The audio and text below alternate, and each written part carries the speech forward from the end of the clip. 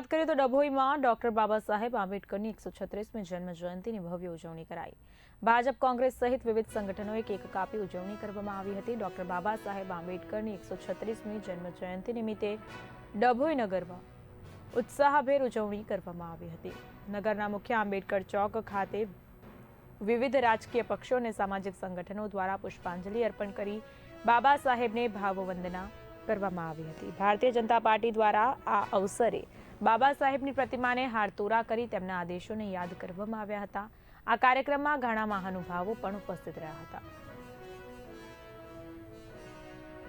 આજરોજ બંધારણના ઘડવૈયા અને ભારત રત્ન એવા બાબા સાહેબ આંબેડકરનો જન્મ જયંતિ નિમિત્તે અમે સૌ ડભોઈ શહેર કોંગ્રેસ પરિવાર દ્વારા આજે બાબા સાહેબ આંબેડકરના સ્ટેચ્યુને ફૂલ અર્પણ કરીને આજે બાબા સાહેબ આંબેડકરના અમર રહોના નારાને જોરશોરથી લગાવીને બાબા સાહેબના આંબેડકરને યાદ કર્યા છે। જેમને આ દેશનું બંધારણ બનાવ્યું છે એવા બાબા સાહેબ આંબેડકરને કેમ ભૂલાય, એટલે આજે સૌ કોંગ્રેસ પરિવાર દ્વારા આ ડભોઈ શહેર અને તાલુકા કોંગ્રેસ સમિતિએ આજે બાબા સાહેબ આંબેડકરને માલ્યાર્પણ કરીને બાબા સાહેબને આંબેડકર કરી આજે એમની ઉજવણી કરી છે। જય ભીમ।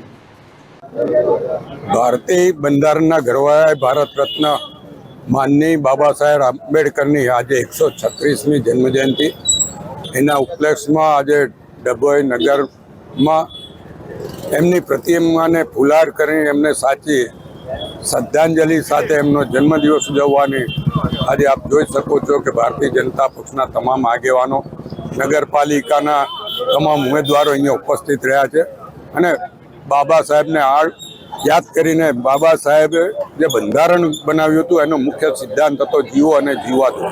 એ સિદ્ધાંત પ્રમાણે એક ભાઈચારાની ભાવનાથી આ ડભોઈ નગરમાં પણ લોકો એમના